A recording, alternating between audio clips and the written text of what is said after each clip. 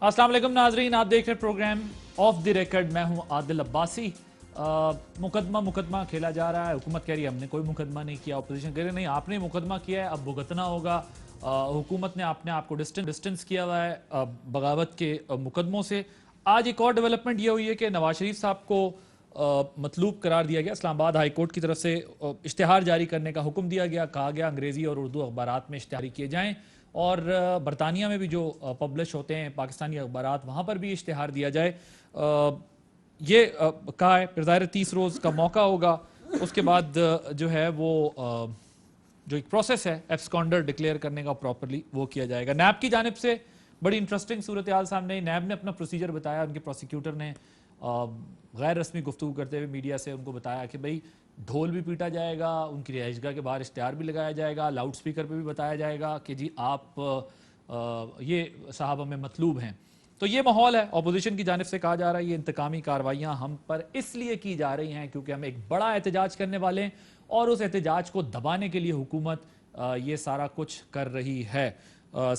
इस पर हम बात करेंगे। अपने मेहमानों का तारुफ करा दूं कि आगे हमारे साथ अब होने क्या जा रहा है, क्योंकि अपोजिशन जिसका काम था हुकूमत को अकाउंटेबल बनाना या लेजिस्लेशन में पार्ट लेना, वो अपने मामलात की वजह से हुकूमत के खिलाफ सफ आ रहा है। हुकूमत जिसका काम था गवर्नेंस, आवाम को सहूलत फराम करना और कानून साजी भी करना, वो जो है वो इस वक्त बज़ाहिर अपोजिशन से नबर्द आजमा होने में लगे हुए हैं।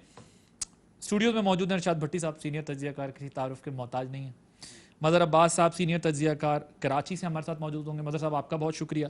सलीम बुखारी साहब सीनियर तरीन तज्जियाकार। बुखारी साहब thank you very much for joining us in this show. I will start with you Bukhari साहब, क्योंकि मैंने भट्टी साहब को कहा आप सीनियर तज्जियाकार ज़रूर हैं, लेकिन बुखारी साहब आपसे भी सीनियर तज्जियाकार हैं, इसलिए उनसे शुरू करूँगा। जी बुखारी साहब, सिचुएशन आपके सामने है इस वक्त। ये जो कुछ हो रहा है, हुकूमत ने तो खुद को डिस्टेंस कर लिया, ऑपोजिशन की तसल्ली क्यों नहीं हो रही? बहुत शुक्रिया आपका आदिल, आपने याद किया मुझे अपने प्रोग्राम में। बड़ा मज़ा आता है आपसे बात करके। Pleasure sir. दो अर्ज करना चाहता हूँ इस हवाले से। पहली बात तो ये है कि ये सडिशन का जो पर्चा दर्ज हुआ, जो FIR काटी गई, इसने सारे प्रोसीजर्स को वायलेट कर दिया, सारी रवायात एक तरफ फेंक दी नाली में। ये पर्चा दर्ज हो ही नहीं सकता है कि SHO की कैपेसिटी नहीं है टू रजिस्टर एन FIR। इसके लिए बहुत हाईएस्ट लेवल के ऊपर इजाज़त लेनी पड़ती है। प्राइम मिनिस्टर तक बात जाती है, चीफ मिनिस्टर तक बात जाती है, IG तक बात जाती है। ये लेवल है टू डिसाइड कि पर्चा दर्ज होना है नहीं होना है। मैं मान लेता कि हुकूमत का इससे कोई ताल्लुक नहीं है। अगर हुकूमत के मशीरों ने, स्पोक्स पर्सन ने 3 दिन तक इस मुकदमे को बुनियाद बना के गद्दारी के सर्टिफिकेट, गैर मुहिब्बुल वतनी के, वतन दुश्मनी के सर्टिफिकेट न बांटे होते तो मैं बिल्कुल पहली दफ़ा में ये मान लेता है कि ना इमरान खान साहब को इसका पता था, न किसी और को इसका पता था। ये तो एक स्ट्रेंजर आया रात के 2 बज के कुछ मिनट के ऊपर, उसने SHO को आंख मारी, उसने उसके हाथ में कागज़ पड़ा, उसने FIR दर्ज कर दी। ये इस तरह की जो तोता कहानियाँ हैं ना, ये बयान करने वालों को भी बहुत शर्म आनी चाहिए। ये बहुत शर्मनाक बात है। ये इस तरह की हरकतें करके अपने ऊपर मलबा खुद डलवा रहे हैं। मैं आपको बिल्कुल ईमानदारी से कहता हूँ, इसकी ओनरशिप लेनी चाहिए थी, चाहे जिस भी लेवल पर थी, चाहे गलती हुई थी, चाहे कानून की वायलेशन हुई थी। मेरा ख्याल है तकाजा था ये इस बात का कि कोई इसकी जिम्मेदारी लेता और अपोजिशन से कहता कि ये गलती हुई है। क्योंकि अब भी गलती मान रहे हैं, लेकिन जिस अंदाज में मान रहे हैं उसको आप एंडोर्स नहीं कर सकते। जब मुंह पर कोई चीज़ फेंकती है तो उस वक्त जो आप वजाहतें देते हैं वो काबिल कबूल भी नहीं होती और ना उनके अंदर कोई वजन होता है। ये तो हो गई एक बात।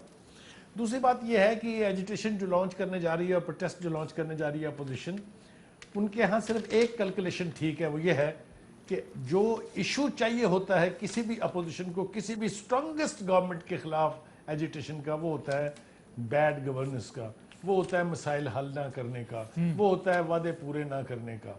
तो ये सारे लवाजमात तो अपनी तमाम तर कुव्वतों के साथ मौजूद हैं। गवर्नमेंट अपने आप को डिफेंड नहीं कर सकती। कोई दुनिया का क्राइटेरियन आप इस्तेमाल कर लें, इनसे नहीं हुआ परफॉर्म। और उसकी बुनियादी वजह मैं समझता हूं कि 2 साल तक सारे मशीर, सारे वजीर, खुद प्राइम मिनिस्टर साहब, खुद चीफ मिनिस्टर साहब लगे रहे पिछले मरसिये और नोहे पढ़ने, जो कि ज़रूर पढ़ने चाहिए थे, लेकिन कुछ काम भी करना चाहिए था। तो इन्होंने कुछ नहीं करके दिया इन 2 साल में, सिवाय उसके जो अब आवाम को तो हिफ्ज हो गया है। लेकिन बदकिस्मती की बात यह है कि ठीक। हुकूमत ने जितने नारे लगाए, जितने केसेस बनाए, उनमें से कुछ भी अदालतों में अभी साबित नहीं हुआ। ओके। 2-2 साल, 1.5 साल, साल रह के लोग जेलों से बाहर आ गए और मुकदमात अब वापस हो रहे हैं। शाद रफीक के खिलाफ इंक्वायरी बंद, फलां के खिलाफ इंक्वायरी बंद, आहचीमा के खिलाफ इंक्वायरी बंद। तो जब परफॉर्मेंस का हाल ये रहेगा आदल, तो फिर सूरत हाल इतनी ही टेंस होगी, ओके। इतनी ही खौफनाक होगी। ठीक। इस पे एक सवाल बनता है, लेकिन मैं अब जब सेकंड राउंड में आपके पास आऊंगा तो वो पूछूंगा कि अगर एक मुकदमा दर्ज कराता है कोई इंडिविजुअल, वो पीटीआई का कारकुन भी करार दिया जा रहा है, कोई ओहदेदार भी करार दिया जा रहा है, लेकिन आप ये कह रहे हैं कि ओनरशिप किसी ना किसी तरह लेनी पड़ेगी हुकूमत को। इसका मतलब आगे जो सिचुएशन है, जो बयानात अब तक हुकूमत ने दिए हैं और अपोजिशन ने, दोनों ने एक दूसरे के खिलाफ दिए हैं, तो कोई भी छोटी सी शरारत जो है वो बड़ा मसला क्रिएट कर सकती है। ये इस पर जरा बात करूंगा, लेकिन सेकंड फेज में जरा मदर साहब, बुखारी साहब का ख्याल है कि ओनरशिप लेनी चाहिए। हुकूमत कह रहे हैं हमने कुछ किया ही नहीं। खान साहब कहते हैं मैं केक काट रहा था उस वक्त ये सब कुछ हुआ है, मुझे तो पता ही कुछ नहीं है। फवाद साहब ने कहा उन्होंने नापसंदीदगी का इजहार किया है। क्या ऑपोजिशन का अब ये कहना कि जी हमें हम पर चलाएं बगावत का मुकदमा, हमें शामिल करें, शामिल तफ्तीश करें, हम भी इमरान खान साहब के खिलाफ मुकदमा करना चाहते हैं, अब इसको सही तरह ऑपोजिशन एक्सप्लॉइट करेगी आपके ख्याल में?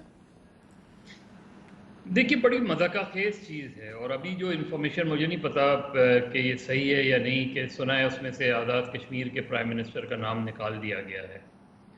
अब ये भी एक दिलचस्प बात होगी कि क्या एक प्राइवेट कंप्लेंट्स या प्राइवेट कंप्लेंट्स के ऊपर जो एफआईआर रजिस्टर हो, उसमें स्टेट खुद किसी का नाम निकाल सकती है कि नहीं निकाल सकती। ये अगर होता है तो ये आगे चालान की सूरत में होता है या इन्वेस्टिगेशंस आगे बढ़ती हैं उस सूरत में होता है। तो प्राइवेट कंप्लेंट तो स्टेट विड्रॉ ही नहीं कर सकती। अब तो वो प्राइवेट कंप्लेनेंट जो है, अगर वो अपनी वो जो है वो विड्रॉ करे तो अलग बात है, लेकिन ये बहरहाल जाएगी उसका तो लीगल। पता ही कुछ नहीं है किधर है। यही दिलचस्प बात है कि जहां जो कंप्लेनेंट गायब है, मुल्जिमान हाजिर हैं, मुल्जिमान को वो गिरफ्तार नहीं कर रहे, कंप्लेनेंट मिल नहीं रहा। ये हमने जिसने भी ये कार्रवाई की है और जिसके के कहने पे, और शबली फराज साहब इतने मासूम नहीं हैं कि वो कहें कि हर कोई जो पाकिस्तान में कोई भी शहरी जाके एफआईआर कटवा सकता है। क्या अभी जब शायद काकान अब्बासी वगैरह जाएंगे तो प्राइम मिनिस्टर के खिलाफ एफआईआर काटेगा वो थाना? नहीं काटेगा। इस तरह नहीं होता। इस तरह जब तक कोई डायरेक्शन नहीं होती, जब तक कोई डायरेक्टिव नहीं होती, एसएचओ की हिम्मत नहीं इस किस्म की एफआईआर काटते हैं। उसे भी पता है कि किन लोगों के नाम इसमें वो नॉमिनेट कर रहा है। वो एक कच्चे कागज़ के ऊपर, एक सादा कागज़ के ऊपर तो दरख्वास्त लिख लेता है, रिसीव कर लेता है, लेकिन जब आप पूरी एफआईआर, पक्की एफआईआर काटते हैं तो उसमें उसके बहुत से लवाजमात होते हैं। फौरी तौर पे अगर आपके पास कोई एक कंप्लेनेंट, अव्वल तो ये रात के 2-2:30 बजे कोई आदमी आता है एक पर्चा लेके या अपनी दरख्वास्त लेके और वो कहता है कि एफआईआर काट दें, जिसमें आप बगावत, जिसमें आप उसके सेक्शंस देखें, जो सेक्शंस हैं वो कितने कितने सेंसिटिव सेक्शंस हैं। उसमें ये हो नहीं सकता कि एसएचओ जो है वो फौरी तौर पे ऊपर से हिदायत लिए बगैर ये काम करे। तो अब दोनों चीज़ें हैं, या तो हिदायत आई है और या हिदायत ली गई है और फिर हिदायत मिली है कि एफआईआर काट लो। अब इसको जितनी जल्दी पुलिस ख़त्म करना चाहे, जितनी जल्दी केस को ख़त्म करना चाहे, उतना ही बेहतर होगा, क्योंकि ये बहुत एम्बैरेसमेंट होगी। क्योंकि जब केस लगता है और जब केस चलता है और इस किस्म के नेचर का, तो उसमें कोई आसान चीज़ नहीं होती। आप क्या समझते हैं, जब केस चलेगा तो क्या इदारों के नाम नहीं आएंगे उसमें? जब केस चलेगा तो जो जो जिनको अक्यूज़ कर रहे हैं वो फिर ये सवालात नहीं उठाएंगे? फिर वो ये बात अपने दिफा के लिए, मुझे याद है जाम साखी केस, उसमें कौन कौन आया था उस केस में? उन जाम साखी और उन लोगों के दिफा करने के लिए बेनज़ीर भुट्टो, खान अब्दुल वली खान, महराज मोहम्मद खान, मीर गौस बख्श बिदिंजो, कोई कम से कम कोई 50 के करीब सियासी रहनुमा, दानिश्वर, वकील, सहाफ़ी, उन्होंने गवाही दी थी। तो अगर आप इस केस को उसी तरफ ले जाना चाहते हैं, और वो मिलिट्री कोर्ट थी, उसके जो मिलिट्री कोर्ट के जज थे, वो जो अपना इब्राहिम जलीस साहब थे, उनके साहिबजादे थे, मेजर इफ्तिखार जलीस। वो एक हाई प्रोफाइल केस बन गया, उसको बीबीसी तक ने रिपोर्ट किया तो अगर आप ये करना चाहते हैं, इतनी आसानी से ना कहें कि कोई प्राइवेट कंप्लेनेंट आया और उसने बस एफआईआर काट ली और इससे हमारा कोई ताल्लुक नहीं है। अगर उस वक्त ताल्लुक नहीं है तो अब आपका ताल्लुक बनता है। आप इसमें कोशिश करें कि इस केस को जितनी जल्दी, वरना जाहिर है मैं ऑपोजिशन की उसको नहीं मानता कि आप जाके उसको उन्होंने ये जरूर एक पॉलिटिकल मूव की कि वो चले गए, उन्होंने कहा जी हमारे खिलाफ आपने एफआईआर काटी, हम हाजिर हैं, करें गिरफ्तार।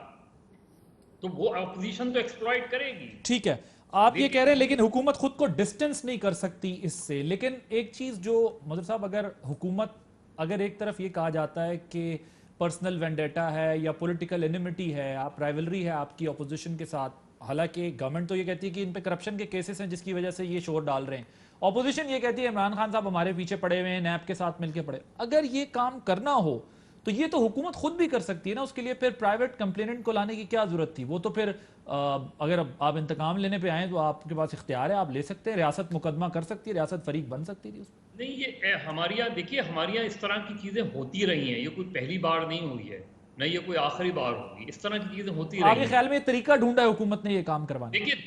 देखिए इस दो मदर जमातों साहब, के इसमें थोड़ी सी क्लैरिटी चाहिए ना। आप समझते हैं कि हुकूमत ने तरीका ढूंढा है ये काम करवाने का? नहीं, ऐन मुमकिन है कि हुकूमत को ना पता हो, किसी और ने ये तरीका ढूंढा हो, इस अच्छा, तरह चीजें ठीक, होती रही हैं। सही, बिल्कुल ठीक है। तो इसका मतलब ये है कि आप ये कह रहे हैं कि किसी और ने ये तरीका ढूंढा है, तो हुकूमत को पता ही नहीं है कि हो क्या रहा है। ऐन मुमकिन है, ये मैं आपको मिसालें दे सकता हूँ कि ऐसा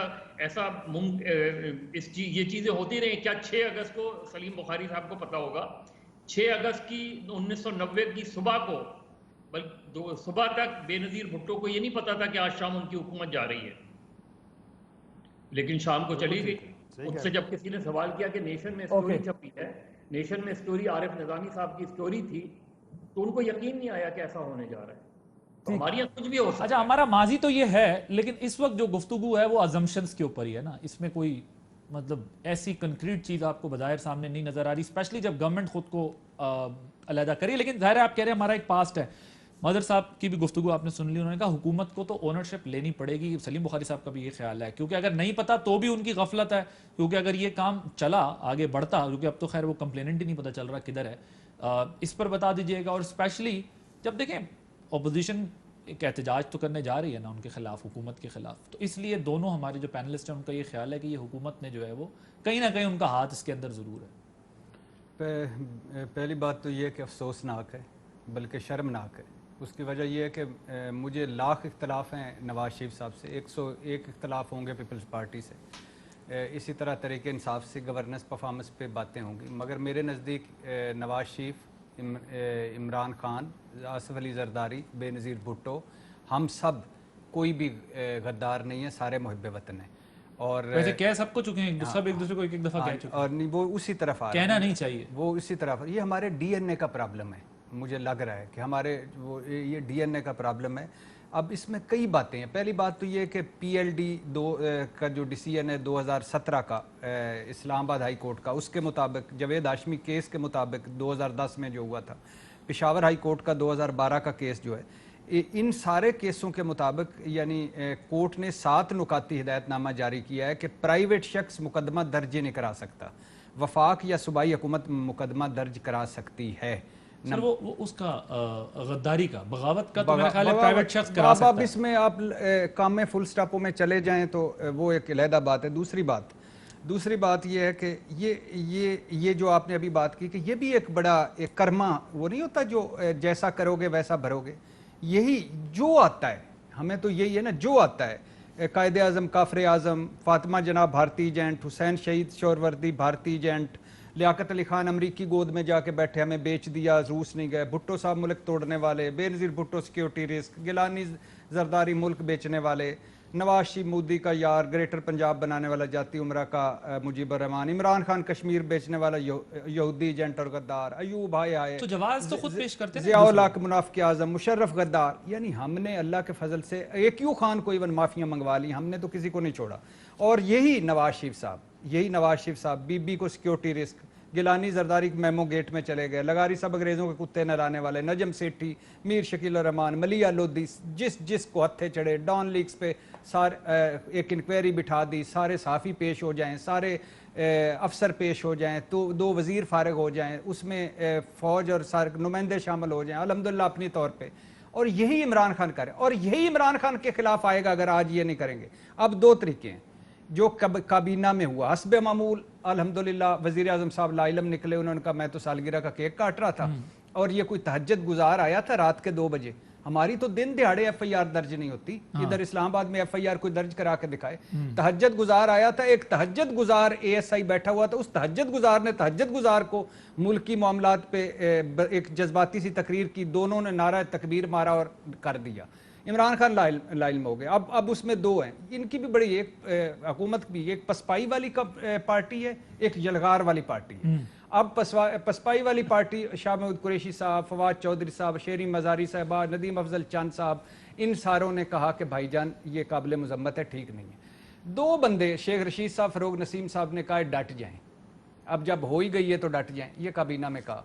अब बात ये है कि नहीं, इससे उन्होंने नहीं कहा, कैबिनेट में 4 वजीर हैं, 2 का तो चले आपने नाम ले दिया, वाडा साहब का अगर वो शॉर्ट पड़ा जी सुनाए इधर प्रोग्राम में, हमें खुद कह कर गए, सुनवाता हूं आपको। क्या आपकी हुकूमत वजीर आजम आगाह है इससे, वो समझते हैं कि ठीक हुआ? देखिए मुझे तो नहीं वजीर आजम को पता है, मेरी तो कल मुलाकात होगी, लेकिन मैं अगर आप मुझसे पूछेंगे एज वफाकी वजीर, मेरे बस में होता तो मैं इसको हार भी पहनाता, मुबारकबाद भी करता और सैल्यूट भी करता कि मुल्क के लिए खड़ा हुआ ये आदमी। एक ब्रेक लेनी है, हमने कहा मेरा बस चल लेता है तो मैं तो ब्रेक के बाद आएगा, ब्रेक के बाद के अभी या अच्छा 2 जुमले। बात बेसिकली ये है कि जो लबो लहजा नवाज शरीफ साहब का था, जो उन्होंने हर्जा सराई की, जो उन्होंने अपने आल बचाओ माल बचाओ खाल बचाओ के लिए जो उन्होंने एक प्रोग्राम पेश किया, वो काबिल मजम्मत शर्मनाक है। मगर ये जो है खुदा के लिए अब इसको ख़त्म करें। आप बारूद दे रहे हैं अपोजिशन को जलसों में जाने से पहले, क्या दे रहे हैं आप? खत्म करें, कहें कि हो गई FIR, जैसा भी हो खत्म करें, FIR खत्म करो। हुकूमत खत्म तो करा सकती है ना। नहीं, वो तो 2 बातें कर रहे हैं ना, हुकूमत की बात कर रहे हैं। हाँ, हुकूमत खत्म कराए, पंजाब हुकूमत खत्म कराए, ये करवाए, इसको खत्म करें, आगे बढ़ें। ये और गद्दारी का, काफिर का ये सर्टिफिकेट बांटना, फैक्ट्रियां बंद करें, फैक्ट्रियां। मदर साहब पड़ेगा, जी, ऐसे नहीं खत्म होगी जी मदर साहब, कंप्लेनेंट को पहले रिकवर करना पड़ेगा। सर वो अगर फैसला कर लिया हुकूमत ने कि ये वापस लेनी है किसी भी तरह, तो फिर कंप्लेनेंट मिल जाएगा। मजर साहब मैं चला जाता हूं बदर रशीद बन के, लेकिन ये है कि ये खत्म करें, ये मुल्क भी किसी के नहीं, आप बदर रशीद बन नहीं सकते ना, आपने कंप्लेनेंट नहीं, आप इरशाद भट्टी हैं, आपको इरशाद भट्टी के नाम से कंप्लेन करनी होगी और फिर वापस फिर खत्म करनी होगी। हाँ एग्जैक्ट। एक ब्रेक लेते हैं, ब्रेक के बाद से मजीद बात करें। Welcome back. फवाद चौधरी साहब ने जो इस पर बात की है गद्दारी के सर्टिफिकेट बांटने वाली बात पर, जरा वो भी सुनवाइएगा जी। हम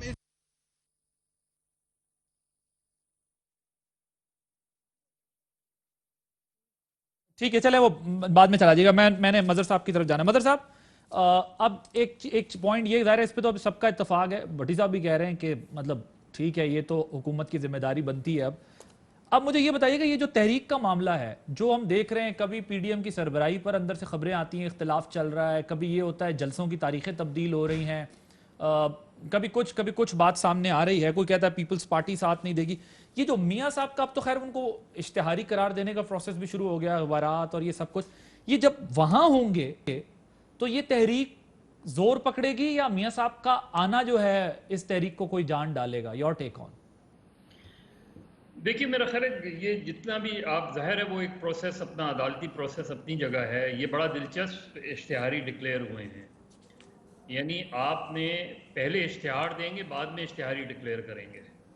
ये अजीब व गरीब चीज़ जो मैंने सुनी है कि आप 1 महीने का वक्त दे रहे हैं, इश्तिहार पाकिस्तान के 2 बड़े अखबारात में शाया होगा और लंदन में शाया होगा, और अगर 1 महीने बाद, 1 महीने के अंदर वो नहीं पेश हुए या सरेंडर नहीं किया तो फिर इश्तिहारी डिक्लेयर होंगे।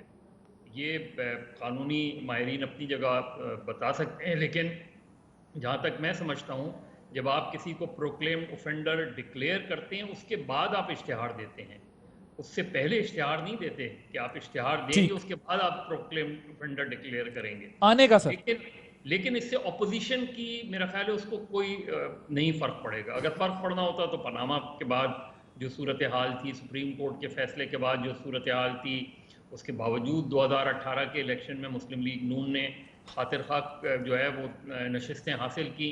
अभी भी पंजाब में मुस्लिम लीग नून एक बड़ी सियासी जमात के तौर पे, इसका मतलब ये कि वो हमारे और आपकी डिबेट अपनी जगह है, हमारे और आपकी पोजीशंस अपनी जगह है, लेकिन अवामी रद्द-ए-अमल जो है वो अभी तक हमें सामने नहीं आया। अब पंजाब में जब जलसे होंगे, सबसे क्रूशल वो है। देखिए, दो पार्टियां इसमें बहुत क्रूशल रोल प्ले कर सकती हैं, जो पब्लिक जो है प्रेजेंस के हवाले से। और टेस्ट जो होगा, पीटीआई का भी टेस्ट ये है, पीटीआई को देखना चाहिए कि पंजाब में क्या रिस्पॉन्स मिलता है। अगर इन्होंने ओवर रिएक्ट किया, इन्होंने लीडरशिप्स को गिरफ्तार किया, तो मेरा ख्याल है पीटीआई को और गवर्नमेंट को नुकसान होगा। ये सबसे अच्छा तरीका होता है कि आप जलसे में असिस्ट करें कि कितने लोग आए, आप उसे जलसी कहें, जो कुछ भी कहें, लेकिन असिस्टमेंट से आपको फायदा होता है हमेशा। देखें, अगर ज्यादा क्राउड आ रहा है तो इसका मतलब यह है कि ये पूरा नैरेटिव जो बिल्ड हुआ है 2-3 सालों में, उसका असर आवाम के लेवल पे नहीं जा रहा, और नहीं जा रहा तो फिर अपने तई वो अपने आप को रिव्यू करें कि हमें उस किस तरह करना है। लेकिन अगर फर्ज करें क्राउड नहीं आता, बड़ा क्राउड नहीं जमा होता, तो गवर्नमेंट को कुछ करने की जरूरत ही है। लोग खुद ब खुद रिजेक्ट कर रहे हैं, और अपोजिशन की तहरीक अगर नाकाम होती है, इनके कुछ ना करने के बाद भी नाकाम होती है, इनके अलाउ कर दें कि जलसों को अलाउ करें, जो रैलीज को अलाउ करें, अगर ये तहरीक खुद ब खुद दम तोड़ जाती है, तो मेरा ख्याल है गवर्नमेंट के लिए अगले 3 साल गुजारना कोई मुमकिन नहीं होगा। लेकिन गिरफ्तारियां, मुकदमे, ये सब चीजें, यानी इससे हटके जो करप्शन वगैरह के केसेस हैं, जलसे की राह में रुकावट डालेंगे तो उससे नुकसान होगा, उससे पहले गिरफ्तारियां करेंगे तो उससे नुकसान होगा। बाकी सारी चीजें पॉलिटिक्स का हिस्सा है, वो चलती रहेंगी। ठीक, बुखारी साहब, यही सवाल आपकी तरफ भी है मेरा। देखिए, गुजारिश ये है, काफ़ी सारी गुफ्तगू तो मदर ने कर दी है और मदर ने बिल्कुल ठीक कहा है, मैं एक लफ्ज़ से उसके इत्तफाक करता हूँ, ठीक है, सिवाय एक के। वो ये है कि इनका मदर का ख्याल ये है कि हुकूमत जो है वो होश के नाखुन लेगी, कोई बेहतर फैसला कर पाएगी, ऐसा कुछ होने नहीं जा रहा, इसलिए कि उनके पास वो लोग ही नहीं हैं जो कभी दिमाग इस्तेमाल करते हैं किसी किस्म की पॉलिटिकल अपहेवल्स को या पॉलिटिकल एक्टिविटी को या पॉलिटिकल मूवमेंट को हैंडल करने के लिए। वहाँ पर स्पोक्स पर्सनस की एक बड़ी तादाद है जो सुबह से शाम तक रोज़ाना 5-5, 10-10 दुश्मन ऐड करते हैं इमरान खान के दुश्मनों की लिस्ट में, और उन्हें इसका इदराक नहीं है कि वो क्या कर रहे हैं, लेकिन वो ऐड हो रहे हैं। ठीक, बुखारी साहब, एक एडिशनल एक और सवाल आपके सामने, सप्लीमेंट्री क्वेश्चन रख देता हूं। अगर अभी जो हम देख रहे हैं, कुछ सर्वेज आ रहे हैं या कुछ बात हो रही है, अगर दोनों ही हुकूमत और अपोजिशन दोनों ही कई हवालों से गैर मकबूल हो आवाम में, मसलन आवाम को ये लगता हो कि ये ट्रू रिप्रेजेंटेशन है ही नहीं हमारी, इन अ सेंस कि जो लड़ने के दिन होते हैं, जो इश्यूज होते हैं, महंगाई है, बेरोजगारी है या गवर्नेंस के इश्यूज हैं, उन पे प्रोटेस्ट करने के बजाय जब काम गिरफ्तारियों तक और लीडरशिप तक आ गया, तो अब बात यह हो गई कि दमादम मस्त कलंदर होगा।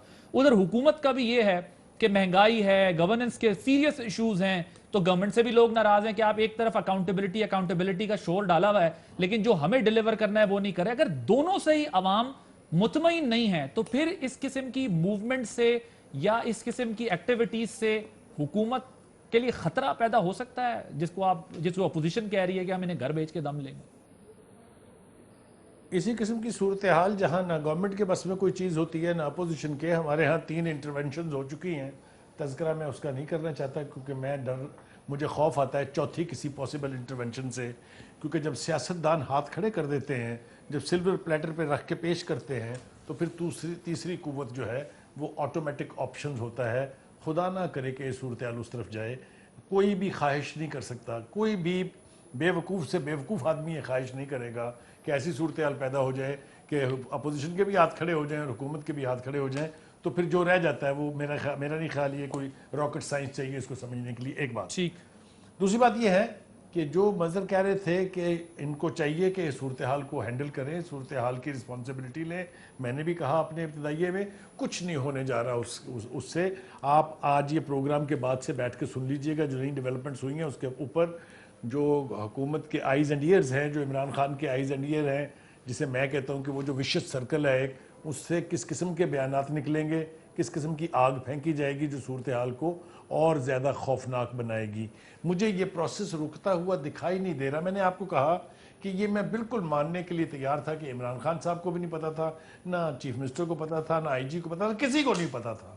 लेकिन सबको ये पता था कि इस पर्चे के दर्ज होने के बाद गद्दार किस किस को कहना है। ये कहने के बाद अगर वो ये कहें कि हमें पता नहीं था, आप मान लीजिए सर, मेरी तो विजडम इसकी इजाजत नहीं देती। मैं ये तस्लीम करने के लिए बिल्कुल किसी सूरत तैयार नहीं हूं कि उन्हें नहीं पता था। एक कैंपेन बनाई गई थी जिसमें मोहतरम शहबाज गिल साहब, मिर्ज़ा शहजाद अकबर साहब जैसे अजीम जहन और अजीम फ़िलासफ़र जो हैं वो मौजूद होंगे, और कहा गया होगा कि पर्चा दर्ज करना, फिर लाठी चार्ज करके इनकी ऐसी तैसी कर दें। इस किस्म के अहमकाना फैसलों से, इस किस्म की अहमकाना प्लानिंग से यही कुछ होगा जो इस वक्त हो रहा है। लेकिन डिवाइड है ये जो ये जो अपोजिशन। आखिरी जुमला ऐसी आखिरी जुमला बोल रहे हैं जी प्लीज जनाब, इस डिवाइड से कोई बेनिफिट नहीं आने जा रहा, इस डिवाइड से तबाही आने वाली है। लिहाजा इस डिवाइड को आप कोई कमाल ना समझें। ठीक है, ये डिवाइड जो है बर्बाद कर देगी कौम को। बहुत आपको क्लियर हेडेड होकर चीजों को डील करना पड़ेगा। आप बिल्कुल स्ट्रेट चलें, जो आपका उसूल कहता है ये आप कह रहे हैं। अगर कंफ्यूजन हुई अगर तो फिर क्योस होगा। एक तरफ ये पोजीशन है, लेकिन उस डिवाइड से हमें ये नजर आ रहा है कि दूसरी साइड जो है PTI के अंदर जो इख्तिलाफ करते हैं इस किस्म की पॉलिसी से, वो ये कहते हैं कि हम करप्शन करने का जो एक हमने नैरेटिव बनाया है इनका करप्शन के खिलाफ, वो नैरेटिव वीक होता है अगर हम इनको बगावत और गद्दारी और उस खाते में डाल देते हैं, और जो कि वो स्टैब्लिश करना भी कोई आसान काम या मुमकिन नहीं है, क्योंकि वो सब एक दूसरे पे करते रहें। तो ये आपका आर्गुमेंट ये है कि इससे हुकूमत को अल्टीमेट नुकसान होगा, क्लियर पोजीशन लेनी पड़ेगी कि हम हैं या नहीं है। जरा चलाइएगा कि आज जुबैर साहब ने बात जी मैं कहना ये चाह रहा हूं कि उनका जो एहतसाब का नैरेटिव था वीक हो रहा है। ऑलराइट, इसलिए कि एक तो ये कि वो वन आइड जैक की तरह से यकतरफा एहतसाब है, दूसरा ये कि हुकूमत की गोद में जो लोग बैठे हुए उनको पूछने वाले ही नहीं है। ये तो नारा नहीं था इमरान खान साहब। राइट, इमरान खान साहब ने तो कहा था it will begin from with me, with Bani Gala and all my ministers and my advisers. Do you remember that statement? जी तो वैसा तो नहीं हुआ, तो वो भी वीक हुआ, और ऊपर से ये गद्दारी वाला नैरेटिव जो है उसने और बर्बादी कर दी। तो हुकूमत बहुत वीक विकेट पे है। मैं आपको ईमानदारी से कह रहा हूं, मैं मुखालफत में नहीं कह रहा, बराए मुखालफत, इसलिए कि इमरान खान साहब should seriously take into consideration जो एडवाइस उनको अवेलेबल है, उनको क्वालिटी ऑफ एडवाइस इस वक्त जो अवेलेबल है that is not even good enough. Point again sir, मुझे जुबैर साहब ने आज भी कहा, आज पता शॉर्ट पड़ा है जो उन्होंने बात की, उसमें उन्होंने कहा कि भाई हम तो नहीं मानते कि ये उनके अलावा किसी ने किया होगा। फिर साथ में जुबैर साहब ने गुज़िश्ता रोज जो है वो ये कहा कि ज़ाहिर है वो डिस्कशन में बात वहां तक चली गई कि बिल्कुल इमाम खुमैनी भी साबित हो सकते हैं मियाँ साहब इस मुल्क के, वहां से बैठ के जरा आपको सुनवाते हैं। और फिर मरियम साहिबा ने उस पर ये बात कही, उन्होंने कहा बल्कि अब वो इमाम बन चुके हैं, लीडरशिप और क़यादत से बात आगे बढ़ गई है। किसी के जवाब में उन्होंने ये बात की, जरा सुनवाते हैं आप। लीडर अब एक छोटा लफ्ज है, कायद भी छोटा लफ्ज है। नवाज शरीफ को हम अपना इमाम समझते हैं। ये इन्होंने कहा कि ये लंदन में बैठ के मूवमेंट को लीड कर रही है, ये एक नया मॉडल है। ये नया मॉडल नहीं है फवाद चौधरी साहब, आप भी हिस्ट्री के तालिब इल्म रहे हैं। जो one of the greatest revolutions आई थी, ईरानियन रेवोल्यूशन, उसमें खुमैनी साहब फ्रांस में बैठे थे, और वो जब शाह ईरान का जहाज उड़ा था तो उसके 2 घंटे के बाद लैंड किए थे जब रेवोल्यूशन। सुन नहीं तो आपको क्यों 3 दफा वजीर आजम बन चुके हैं, आपने निकाला है। अभी आप परेशान ना हो ना, वो उनकी इफेक्टिवनेस लंदन से ज्यादा होती है, पाकिस्तान से ज्यादा होती है। वो आपका मसला नहीं है, वो हमारा मसला है। जुबैर साहब तो संजीदा थे, लेकिन मीर साहब की इस पर हंसी निकल गई। भट्टी साहब, वो इस लेवल का एहतजाज होने वाला है, इनकलाबी एहतजाज होने वाला है, और हुकूमत जो है वो इस किस्म की गलतियां कर रही है कि जो उसके ऊपर से मलबा नहीं हट सकता ये FIR कटने का।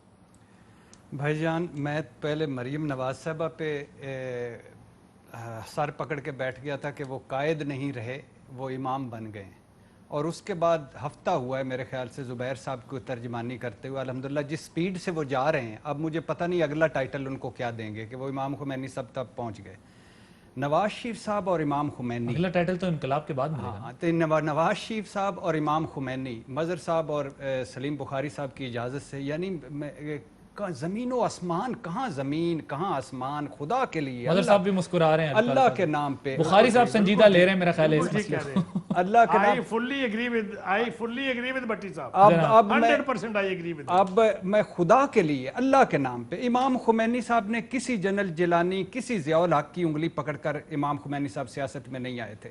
इमाम खुमैनी साहब ने किसी जुनेजो साहब की पीठ में छुरा नहीं घूंपा था। इमाम खुमैनी साहब ने अपनी फौज के अपनी अना के लिए general Asif Nawaz, general Waheed Kakar, general Jahangir Karamat, general Pervez Musharraf, general Bajwa से लड़ाइयाँ नहीं लड़ी थीं।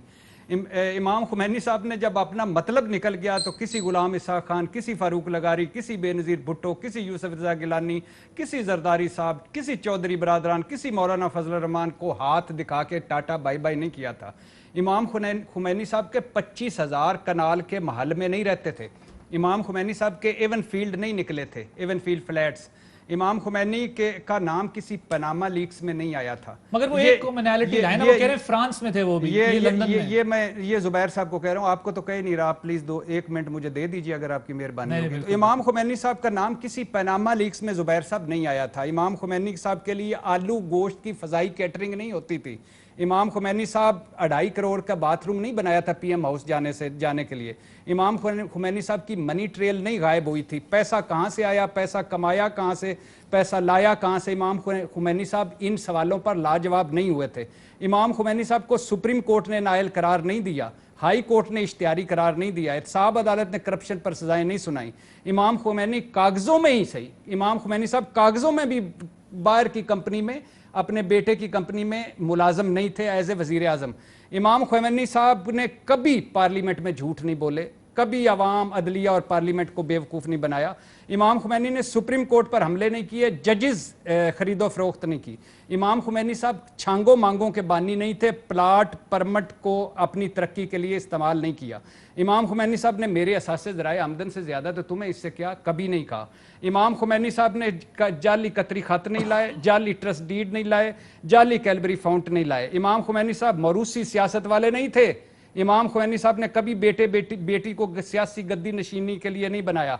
इमाम खुमैनी का इनकलाब, सिविलियन मज़ाहमत, सिविलियन बालादस्ती, वोट को इज्जत दो का कोई चोर बटन नहीं था, कभी ऑन हो जाता था, कभी ऑफ हो जाता था। इमाम खुमैनी ने सियासत को तिजारत नहीं बनाया, वो नजरियाती थे। इमाम खुमैनी ने किसी परवेज़ मुशर्रफ से डीलें नहीं की। इमाम खुमैनी ने बैक वक्त मिसाके जमहूरियत, आखिरी 2 जुमले, बैक वक्त मिसाके जमहूरियत और मुशर्रफ के रिलीफ राब्ते नहीं किए। इमाम खुमैनी कभी इंसानी व तिब्बी बुनियादों पर रहम की अपीलें करके डॉक्टर रोमेश के पास लंदन नहीं गए। इमाम खुमैनी ने कभी नहीं कहा कि ज़िया असली शहीद, भुट्टो नकली शहीद। नहीं नहीं नहीं नहीं नहीं, भुट्टो असली शहीद, ज़िया नकली शहीद। इमाम खुमैनी जैसे सदियों बाद पैदा होते हैं, याद रखना।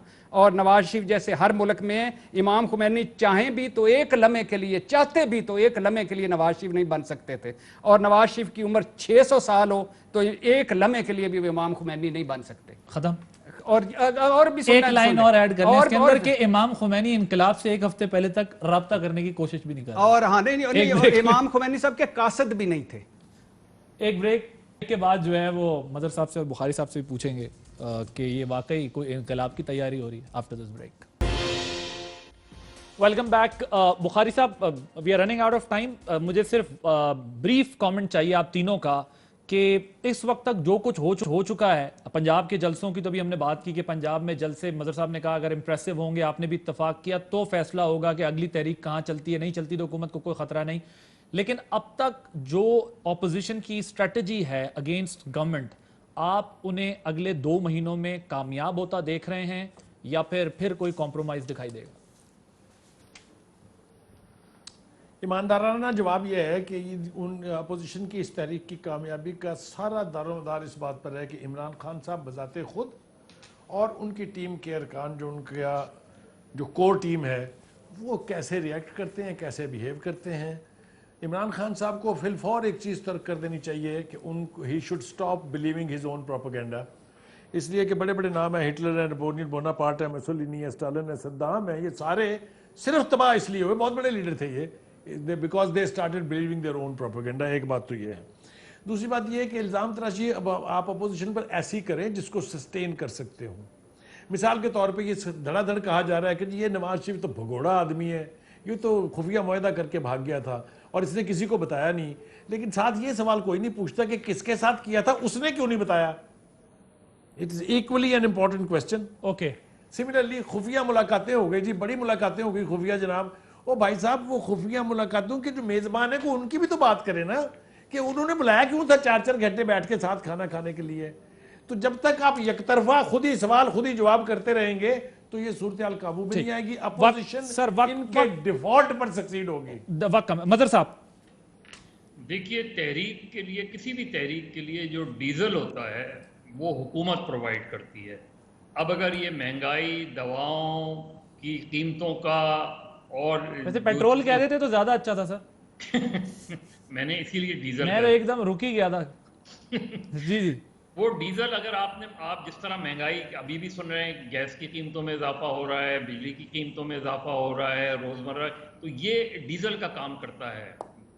डीजल प्रोवाइड आप करते रहेंगे तो वो उसमें वैसे ही जान पड़ जाएगी। बाकी जिस तरह अभी भट्टी साहब ने बड़ी तवील वो बताई, जुबैर साहब से सिर्फ इतना मैं पूछना चाहूँगा कि जब वो लैंड करेंगे तो वो कहाँ जाएंगे? क्योंकि जिस इनकलाब की बात की, उन्होंने जब लैंड किया था तो वो कहाँ गए थे, और मियाँ साहब जब लैंड करेंगे तो फिर कहाँ जाएंगे? कहाँ? ठीक, ओके भट्टी साहब। नहीं, दोनों बुखारी साहब और मदर साहब से एग्री करते हुए कि सबसे बड़ा टेस्ट होगा हुकूमत का कि वो इस अपोजिशन की तहरीक को किस तरह डील करती है। अगर सियासत को सियासत से डील करें, तहम्मुल से काम लें, सब्र से काम लें, बर्दाश्त से काम लें, अकल से काम लें और फोकस करें गवर्नेंस परफॉर्मेंस पे। वैसे उम्मीद क्या है? स्पेशली महंगाई पे। उम्मीद क्या है? उम्मीद वही है, सच बताना। उम्मीद वही है जो बुखारी साहब ने कहा है कि अल्हम्दुलिल्लाह ये अपने लिए खुद ही दुश्मन है, अपने लिए खुद दुश्मन क्रिएट करते रोजाना। आप ये कह रहे हैं हुकूमत की रिस्पांसिबिलिटी ज्यादा है, तहम्मुल से डील करना होगा, ऑपोजिशन करना, एहतजाज करना हक है, लेकिन ना वो लिमिट क्रॉस करें और ना ये हद क्रॉस करें। जहां लिमिट क्रॉस करें वहां करना चाहिए, मगर ये बात ये है कि हुकूमत जो है वो हुकूमत है।